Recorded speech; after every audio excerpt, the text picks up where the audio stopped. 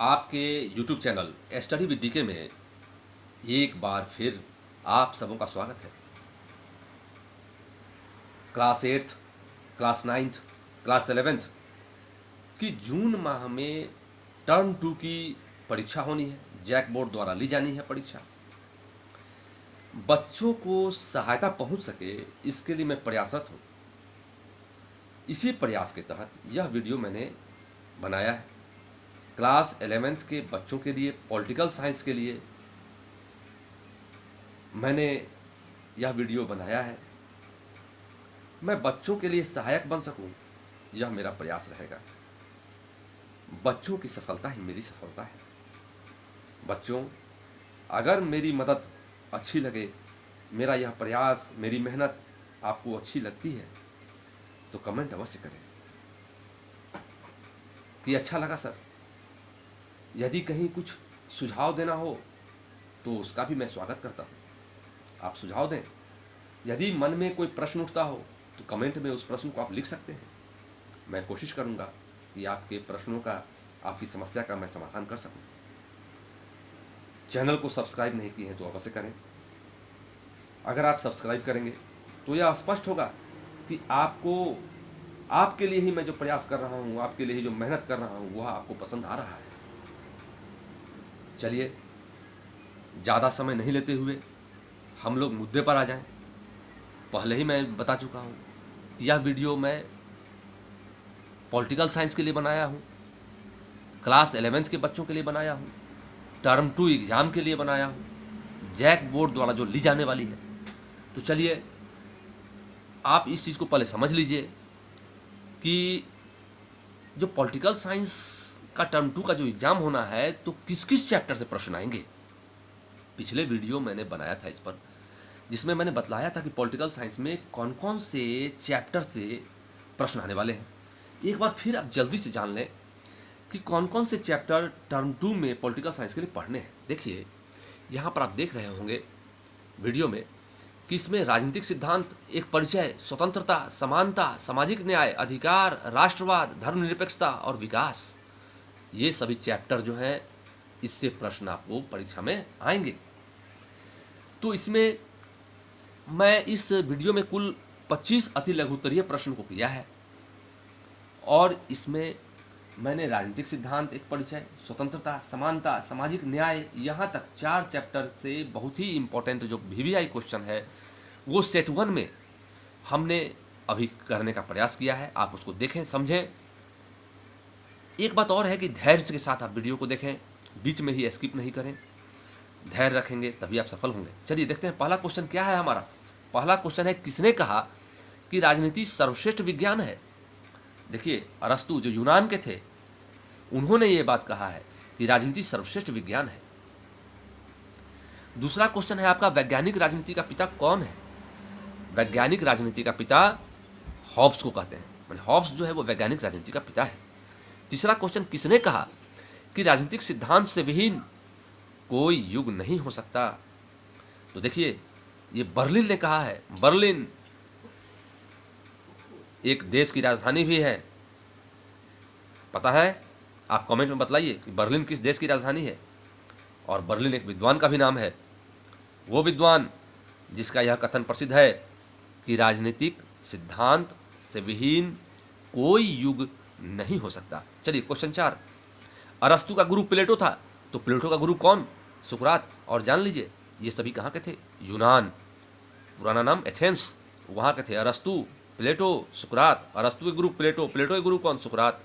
याद रखिएगा। 5वां क्वेश्चन है आपका, देखिए, सुकरात। 5वां क्वेश्चन है, राजनीति या राजनीति विज्ञान का क्या अर्थ है।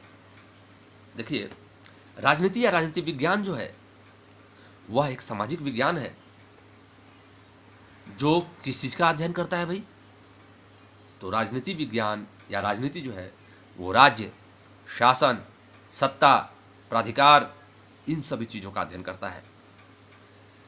याद रखिएगा, फिर से सुन लीजिए, राज्य, शासन, सत्ता, प्राधिकार, इन सभी चीजों का अध्ययन करने वाला जो विषय है वही राजनीति है, या वही राजनीतिक विज्ञान है, या वही पॉलिटिकल साइंस है। 4 चीज़ों का ध्यान रखिएगा, राज्य, शासन, सत्ता, प्राधिकार। ठीक है। छठा क्वेश्चन देखिए, पॉलिटिक्स पुस्तक किसने लिखी? बहुत ही प्राचीन और बहुत ही महत्वपूर्ण और चर्चित पुस्तक पॉलिटिक्स, इसकी रचना अरस्तु ने की। अभी अरस्तु पर एक क्वेश्चन था। चलिए क्वेश्चन नंबर 7 है, राजनीतिक सिद्धांत के किन्हीं 2 परंपरागत 2 आधुनिक विद्वानों के नाम लिखिए। देखिए यहाँ पर कह रहा है राजनीतिक सिद्धांत के 2 परंपरागत विद्वान। परंपरागत मतलब बहुत पुराना, जैसे देखिए अभी 2 ही का नाम कह रहा है लिखने के लिए, आप कई का नाम लिख सकते हैं। हॉब्स है, प्लेटो है, सुकरात है, अरस्तु है, लिख दीजिए हॉब्स, प्लेटो, परंपरागत विद्वान है। आधुनिक विद्वान के नाम लिखने के लिए कह रहा है, तो आधुनिक विद्वान के नाम में आप देख रहे हैं यहाँ पर 2 नाम आपको लिखना है, तो डेविड ईस्टन, लासवेल लिख सकते हैं, डेविड ईस्टन, लासवेल। इसके अलावा और भी कई विद्वान हैं, आप लिख सकते हैं Robert Putnam, J E Zimmern, Lord Morley, M D Pylee, V N Shukla, बहुत सारे नाम हैं आधुनिक विद्वान में। तो ये राजनीतिक सिद्धांत के 2 परंपरागत और 2 आधुनिक विद्वानों के नाम लिखने के लिए आ सकता है। क्वेश्चन नंबर 8 देखिए, पॉलिटिक्स शब्द की रचना किसने की? देखिए पॉलिटिक्स शब्द जो है, तो प्राचीन यूनान में अरस्तु, उन्होंने नगर राज्य, जिसको अंग्रेजी में कहते हैं पॉलिस, और शासन व्यवस्था, जिसको कहते हैं अंग्रेजी में पॉलिटी, इन दोनों को मिलाकर एक पॉलिटिक्स शब्द की रचना की। हम लोग पॉलिटिक्स में जानते हैं राजनीतिक, लेकिन आज हम लोग जान गए कि पॉलिटिक्स शब्द कहाँ से उत्पन्न हुआ, किसने इसका उपयोग किया और कैसे किया। तो अरस्तु ने नगर राज्य और शासन व्यवस्था को मिलाकर पॉलिटिक्स शब्द की रचना की है। यानी पॉलिस और पॉलिटी से मिलकर पॉलिटिक्स बना है। पॉलिस और पॉलिटिक्स, पॉलिस और पॉलिटी, पॉलिस और पॉलिटी से मिलकर पॉलिटिक्स बना है। क्वेश्चन नंबर 9 में देखते हैं कि स्टेट शब्द का उदय कैसे हुआ। स्टेट शब्द का उदय कैसे हुआ? तो मैकियावेली ने, देखिए हम लोग स्टेट शब्द का यूज करते हैं, स्टेट माने राज्य है ना, स्टेट हम लोग सब बोलते हैं, सामान्य भाषा में प्रयोग करते रहते हैं इसका, लेकिन आज हम लोग जान जाएंगे कि स्टेट शब्द का उदय कैसे हुआ। स्टेट शब्द का प्रयोग कैसे हुआ? तो मैकियावेली ने रोमन भाषा के शब्दों स्टेटो या स्टेटी, स्टेटो या स्टेटी का प्रयोग किया और उसी से स्टेट शब्द जो है उसका उदय हुआ है। स्टेट एवं स्टेटी शब्द का उदय हुआ है। अब देखिए अगला क्वेश्चन 10वां नंबर है, राजनीति विज्ञान को सामाजिक विज्ञान क्यों कहा जाता है? तो राजनीति विज्ञान प्राकृतिक वस्तुओं जैसे गुरुत्वाकर्षण, गर्मी, प्रकाश, जड़त्व, अपकेंद्रीय बल, अभिकेंद्रीय बल, ये सब क्या है? प्राकृतिक वस्तु है जो मनुष्य उत्पन्न नहीं करता है, ये प्रकृति के द्वारा उत्पन्न हुआ है। तो प्रकृति के द्वारा या प्राकृतिक वस्तुओं, इन सभी चीज़ों का अध्ययन राजनीति विज्ञान नहीं करता है। वो अध्ययन किस चीज़ का करता है? तो राजनीति विज्ञान जो है वो अध्ययन करता है लोगों के समाज का, सत्ता का, इन सभी चीज़ों का अध्ययन राजनीति विज्ञान करता है। और यही कारण है कि इसको सामाजिक विज्ञान कहा जाता है। ठीक है, तो राजनीतिक विज्ञान को सामाजिक विज्ञान क्यों कहा जाता है, इसका उत्तर हमने देख लिया। 11 नंबर देखिए, राजनीति विज्ञान की प्रकृति के बारे में कोई 2 विचारों को लिखे। देखिए राजनीति विज्ञान की प्रकृति के बारे में जो 2 विचार को लिखना है, उसमें एक विचार बिलोबी के द्वारा जो है वो बहुत प्रसिद्ध है। बिलोबी ने क्या कहा राजनीति विज्ञान की प्रकृति के बारे में? बिलोबी के अनुसार राजनीति का विज्ञान बनना, राजनीति जो है उसका विज्ञान बनना न तो संभव है और न ही वांछनीय। मतलब राजनीति जो है विज्ञान नहीं बन सकता और यह जरूरी भी नहीं। यह बिलोबी का कहना है, यह बिलोबी का कथन है।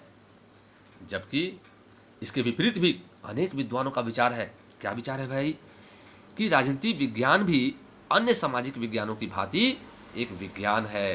तो इस तरह से राजनीति विज्ञान की प्रकृति के बारे में 2 विचार हमने देख लिया। एक विचार तो देखा बिलोबी के द्वारा कि राजनीति का विज्ञान बनना ना तो संभव है और न ही वांछनीय, और दूसरा विचार देखा ठीक इसके विपरीत में कि राजनीति विज्ञान भी अन्य सामाजिक विज्ञानों की भांति एक विज्ञान है। तो ये राजनीतिक विज्ञान की प्रकृति के बारे में 2 विचार आपने देख लिया। क्वेश्चन संख्या 12 देख लीजिए, स्वच्छंदता से क्या तात्पर्य है?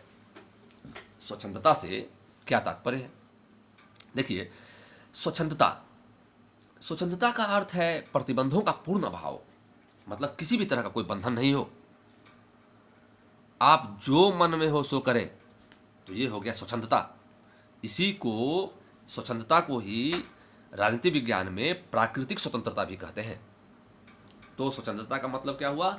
स्वच्छंदता का अर्थ है प्रतिबंधों का पूर्ण अभाव, जो चाहे सो करो, यही स्वतंत्रता हुआ। इसी को प्राकृतिक स्वतंत्रता भी कहते हैं। क्वेश्चन संख्या 13 राष्ट्रीय स्वतंत्रता की परिभाषा कीजिए। देखिए राष्ट्रीय स्वतंत्रता, देखिए किसी विदेशी शासन के आधिपत्य से मुक्ति को राष्ट्रीय स्वतंत्रता कहते हैं। जैसे भारत 1947 में आज़ाद हुआ, ब्रिटेन के गुलामी से आज़ाद हुआ। ब्रिटेन एक विदेशी शक्ति थी और उसने भारत को गुलाम बना लिया था, और जब भारत 1947 में अपने आंदोलन के द्वारा, अपने नेताओं के द्वारा, अपने प्रयास से जब स्वतंत्रता प्राप्त कर ली, तो इसको कहते हैं राष्ट्रीय स्वतंत्रता। कोई भी देश जो विदेशी शक्ति के आधिपत्य से मुक्त हो जाता है तो कहते हैं उसको राष्ट्रीय स्वतंत्रता प्राप्त हो गई है। तो राष्ट्रीय स्वतंत्रता की परिभाषा आप लिख सकते हैं एक लाइन में, आसानी से लिख सकते हैं। चलिए क्वेश्चन संख्या 14 देख लेते हैं। क्या स्वतंत्रता प्रतिबंधों के भीतर वास करती है? बड़ा ही अच्छा क्वेश्चन है ये, लॉजिकल क्वेश्चन है, तार्किक क्वेश्चन है, इसको समझना है बड़ी शांत दिमाग से। देखिए स्वतंत्रता का शुद्ध अर्थ क्या है? तो स्वतंत्रता का शुद्ध अर्थ है सभ्य समाजों के नियमों का पालन करते हुए। देखिए स्वतंत्रता का मतलब यह नहीं है कि जो मन में आए सो करें, जो मन में आए सो करेंगे तो स्वतंत्रता हमारे लिए घातक हो जाएगा। तो कुछ नियम का पालन करते हुए ही हमको आगे बढ़ना चाहिए, अपना विकास करना चाहिए, यही सच्चा स्वतंत्रता है। तो सभ्य समाज का जो नियम है उसका पालन करते हुए मनुष्य अपना विकास करे, स्वतंत्रता का शुद्ध अर्थ यही है। तो अब चूंकि हमको नियम का पालन करना है, यानी कहीं ना कहीं हमको प्रतिबंध है, बंधन है, यानी कि जब प्रतिबंध नहीं होगा तो स्वतंत्रता भी नहीं होगी। तो इसी अर्थ में इस क्वेश्चन का आंसर छिपा हुआ है कि स्वतंत्रता जो है प्रतिबंधों के भीतर वास करती है, यानी कुछ प्रतिबंध, कुछ नियम, कुछ कानून, उसको पालन करना है। यानी कुछ प्रतिबंध आप पर जो लगाया जाएगा उसके अंदर आपको रहना है और तब अपने स्वतंत्रता को प्रयोग करना है। ठीक उसी तरह से जैसे रात है, तो रात का वैल्यू इसलिए है कि दिन है, दिन का वैल्यू इसलिए है कि रात है, अच्छा का वैल्यू इसलिए है कि बुरा है, बुरा का वैल्यू इसलिए है कि अच्छा है। तो यहाँ पर भी वही बात है, स्वतंत्रता का अर्थ तभी है जब प्रतिबंध है, और प्रतिबंध है तो फिर स्वतंत्रता है। तो इसका यही लॉजिकल क्वेश्चन है यहाँ पर, ठीक है। तो क्या स्वतंत्रता प्रतिबंधों के भीतर वास करती है? बिल्कुल, स्वतंत्रता जो है प्रतिबंधों के भीतर वास करती है।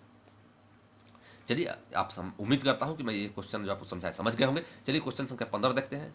अंतःकरण की स्वतंत्रता का क्या अभिप्राय है? अंतःकरण की स्वतंत्रता का क्या अभिप्राय है? अपने भीतर से, अंतःकरण मतलब क्या हुआ? अपने अंदर की आवाज़, अपने मन की आवाज़, अपने हृदय की आवाज़ है ना, अपने भीतर से, अंतःकरण से जैसी आवाज़ आए मनुष्य वैसा ही करे, यह होती है अंतःकरण की आवाज़। तो अपने भीतर में आपको जैसा मन हो, अपने मन में जो आपको भाव उत्पन्न हुआ, जो विचार उत्पन्न हुआ, उसी के अनुसार आप काम कर रहे हैं, तो यह अंतःकरण की स्वतंत्रता है। वह शुद्ध विवेकानुसार कार्य कर सके, मनुष्य अपने विवेक के अनुसार कार्य कर सके, उस पर किसी प्रकार का बाहरी दबाव, दमन नहीं हो, उसे ही अंतःकरण की स्वतंत्रता कहते हैं, उसे ही अंतःकरण की स्वतंत्रता कहते हैं। क्लियर हो गया होगा। 16 क्वेश्चन है, मानव की पूर्ण मुक्ति का क्या अर्थ है? देखिए मानव की पूर्ण मुक्ति का क्या अर्थ है? तो पूर्ण मुक्ति का बात कर रहा है, मुक्ति मतलब भी स्वतंत्रता ही होता है। तो मानव की पूर्ण मुक्ति, इसका अर्थ पूछ रहा है।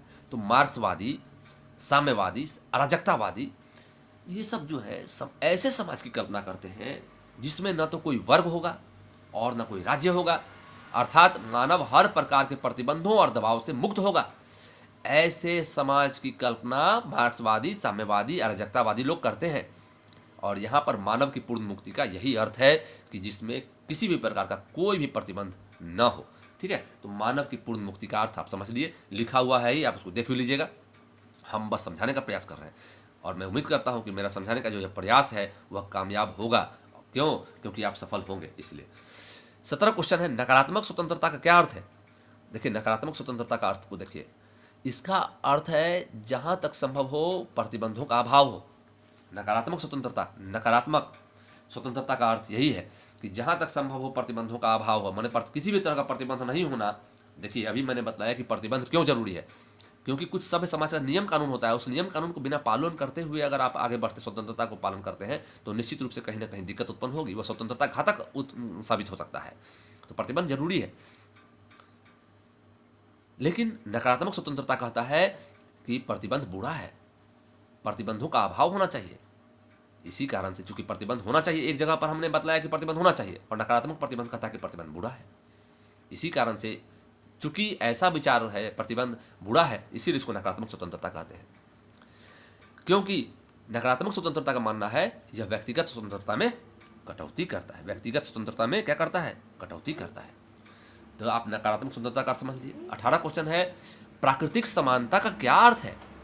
देखिए, प्राकृतिक समानता, प्रकृति के द्वारा जो समानता उत्पन्न किया गया है उसको प्राकृतिक समानता कहते हैं, जिसमें चूंकि प्रकृति ही जब समानता ला रही है, सभी लोग बराबर हैं, जब प्रकृति की दृष्टि में ही सभी लोग बराबर हैं, तो मनुष्य का क्या हक बनता है कि वह धर्म, जाति, नस्ल आदि के आधार पर कोई भेदभाव करे। तो धर्म, जाति, नस्ल आदि के आधार पर कोई भेदभाव नहीं होना चाहिए, क्योंकि प्रकृति की दृष्टि में सभी लोग बराबर हैं। इसी को कहते हैं प्राकृतिक समानता। यही है प्राकृतिक समानता का अर्थ। क्लियर हो गया होगा। क्वेश्चन संख्या 18 आपने देख लिया। चलिए क्वेश्चन संख्या 19 देखते हैं। क्वेश्चन संख्या 19। क्वेश्चन संख्या 19 है, अंतरराष्ट्रीय समानता का अर्थ बताइए। देखिए, अंतरराष्ट्रीय समानता का अर्थ बताइए। अभी प्राकृतिक समानता की बात कर रहे थे, अब अंतरराष्ट्रीय समानता का क्वेश्चन देख रहे हैं, सामने में है। तो विश्व के सभी राष्ट्र बराबर हैं, चाहे कोई विकसित हो या अविकसित, धनी हो या निर्धन, शक्तिशाली हो या शक्तिहीन। चाहे वो शक्तिशाली हो या शक्तिहीन हो, विकसित हो या अविकसित हो, धनी हो या निर्धन हो, चाहे वह जिस अवस्था में भी हो, विश्व के सभी राष्ट्र बराबर हैं। अगर यह विचार है तो इस विचार को अंतर्राष्ट्रीय समानता कहते हैं, और यही अंतर्राष्ट्रीय समानता का अर्थ है। ये 19वां क्वेश्चन था। 20वां देखते हैं। 20वां है, समानता के 3 आयाम कौन कौन से हैं। तो समानता के 3 आयाम जो है आपको देख लीजिए, लिखा हुआ है। सामाजिक समानता, आर्थिक समानता, राजनीतिक समानता। सामाजिक समानता मतलब समाज में सभी लोग बराबर। आर्थिक समानता का मतलब सबको इनकम का साधन प्राप्त करने का, आय का साधन प्राप्त करने का, समान रूप से लाभ प्राप्त करने का जो है सबको बराबर हक हो, आर्थिक समानता। राजनीतिक समानता मतलब सबको चुनाव लड़ने का हक हो, सबको जो है सो वोट देने का अधिकार हो। सब राजनीतिक समानता की बात है। ऐसा तो नहीं है हमारे समाज में कि किसी को वोट देने का अधिकार हो और किसी को नहीं हो। यहाँ पर चाहे राष्ट्रपति हो, चाहे एक भिखारी भी क्यों नहीं हो, अगर हमारे देश का नागरिक है तो सभी को एक अधिकार, एक वोट देने का जो है सो अधिकार दिया गया है। राष्ट्रपति है तो इसका मतलब ये नहीं कि उसको 5 वोट देने का अधिकार है, और भिखारी है तो इसका मतलब ये नहीं है कि उसको एक ही वोट या उसको एक भी वोट देने का अधिकार नहीं है। सबके लिए यहाँ पर समानता की बात की जाती है, इसको राजनीतिक समानता कहते हैं। तो इस तरह समानता के 3 आयाम आपने देखा, सामाजिक समानता, आर्थिक समानता और राजनीतिक समानता। क्वेश्चन संख्या 21 देख लीजिए, सुरक्षात्मक भेदभाव का क्या अभिप्राय है। देखिए, सुरक्षात्मक भेदभाव, देखिए कानून के दृष्टि में तो आप जानते हैं, संविधान ने तो स्पष्ट किया है कि सभी लोग समान हैं, किंतु आप जानते हैं कि हमारा देश में प्राचीन काल से ही कुछ लोग जो हैं सो बहुत आगे रहे हैं, और कुछ लोग जो दलित रहे हैं, कमजोर रहे हैं, पिछड़े रहे हैं, आर्थिक दृष्टि से, शैक्षणिक दृष्टि से, सामाजिक दृष्टि से। तो जब देश आज़ाद हो गया तो उनको भी समाज या राष्ट्र की मुख्य धारा से जोड़ने के लिए उनको कुछ आरक्षण का व्यवस्था किया गया, कुछ सुरक्षा प्रदान की गई। तो समाज के कमजोर पिछड़े वर्गों को ऊपर उठाने के लिए उन्हें कुछ विशेष सुविधाएं दी जानी चाहिए। इसी को कहा जाता है सुरक्षात्मक भेदभाव, और यह भेदभाव आवश्यक हो जाता है समाज में। क्यों आवश्यक हो जाता है? इसलिए कि समाज के कमजोर और पिछड़े वर्गों को आगे लाया जा सके, उनको ऊपर उठाया जा सके। यही सुरक्षात्मक भेदभाव का अभिप्राय है। समझे बच्चों? चलिए ठीक है। क्वेश्चन संख्या 22 देखते हैं, नारीवाद क्या है ना। तो देखिए, नारीवाद क्या है। हम तो जानते हैं कि समाज में स्त्री और पुरुष के बीच विभेद किया जाता है। एक समय ऐसा भी था कि स्त्री को तो घर से निकलने भी नहीं दिया जाता था। बाद में जो है सो स्त्री को पुरुष के बराबर वेतन नहीं दिया जाता। लेकिन अब जो है समाज में स्त्री और पुरुष को समान अधिकार दिलाने की बात की जाती है, उनको समान अधिकार का समर्थन किया जाता है। इसी को नारीवाद कहते हैं। समान वेतन, समान अधिकार, है ना, ये सब नारीवाद है। क्वेश्चन संख्या 23 है, स्वतंत्रता और समानता विरोधी नहीं पूरक है। स्पष्ट कीजिए। देखिए, स्वतंत्रता और समानता विरोधी नहीं। क्या स्वतंत्रता और समानता एक दूसरे का विरोधी हो सकता है कि पूरक हो सकता है? क्वेश्चन यहाँ पर सो कह रहा है। तो देखिए, इसका उत्तर क्या हम लोग लिखेंगे, सुविधाओं और व्यक्तित्व का विकास स्वतंत्रता और समानता से ही संभव है। अगर हम किसी को स्वतंत्रता प्रदान करते हैं कि जो चाहे सो करो, और समानता प्रदान करते हैं कि सब एक माने आर्थिक रूप से, राजनीतिक रूप से, कानून की दृष्टि से सभी समान है, तभी तो कोई अपना विकास, अपने व्यक्तित्व का, अपने गुणों का विकास कर सकता है। तो स्वतंत्रता और समानता व्यक्तित्व के विकास में सहायक है। और बच्चों, स्वतंत्रता और समानता दोनों का यही उद्देश्य भी है कि लोगों का विकास हो, लोगों के गुणों का विकास हो, उनकी सुविधाओं का विकास हो। अतः दोनों विरोधी कैसे हो सकता है? दोनों विरोधी नहीं है, बल्कि क्या है, एक दूसरे का सहायक है, एक दूसरे का पूरक है। तो ये आपने देखा स्वतंत्रता समानता का, ये स्वतंत्रता समानता विरोधी नहीं बल्कि पूरक है। क्वेश्चन संख्या 24 है, प्राकृतिक न्याय का अर्थ क्या है ना? प्राकृतिक न्याय का अर्थ क्या है? देखिए, अच्छे जीवन के मानदंडों का पालन करते हुए दोष का निर्धारण तथा दोषी व्यक्ति को उपयुक्त रूप से दंडित करना प्राकृतिक न्याय कहलाता है। प्राकृतिक न्याय, प्रकृति के द्वारा न्याय। जीवन के अच्छे मानदंड क्या हो सकते हैं? तो जीवन के अच्छे मानदंड, अच्छा से रहन सहन, अच्छा शैक्षणिक वातावरण होना चाहिए, अच्छा बोलचाल होना चाहिए, रहन सहन अच्छा होना चाहिए, ये सब जीवन के अच्छे मानदंड हैं। तो उनका पालन करते हुए अगर कोई व्यक्ति उसमें खलल पैदा करता है, अराजकता पैदा करता है, तो वो दोष है और इस दोष का निर्धारण करना है। और अगर कोई व्यक्ति का दोष निर्धारित हो जाता है, वह दोषी पाया जाता है, तो उसको दंडित करना जो है ये प्राकृतिक न्याय कहलाता है। मैं समझता हूँ कि आपको एकदम स्पष्ट हो गया होगा। ये हमारी अपनी भाषा में मैंने जो समझाया है, आप उसको अच्छी तरह से समझ लिए हैं, तो परीक्षा में आपको पूरा लाभ मिलने जा रहा है, एकदम स्पष्ट है। इसको याद भी कर लेंगे आप, पॉज करके उतार लेंगे, तो आपको ये सब क्वेश्चन आपका अपना होने जा रहा है और इसमें से बहुत सारा क्वेश्चन लड़ जाएगा, मुझे पूर्ण विश्वास है। देखिए, क्वेश्चन संख्या 25 क्या कह रहा है, राजनीतिक न्याय प्राप्ति के 2 तरीका बताएं। अब देखिए, राजनीतिक न्याय का मतलब मैंने बतलाया था। राजनीतिक न्याय का मतलब होता है सबों को वोट देने का अधिकार एक समान हो, सबों को जो चुनाव लड़ने का अधिकार हो, है ना? तो ये सब राजनीतिक न्याय है। और इसको कैसे प्राप्त किया जा सकता है? तो सब वयस्क मताधिकार, आप जानते हैं बच्चों कि भारत में वयस्क मताधिकार का प्रयोग किया जाता है।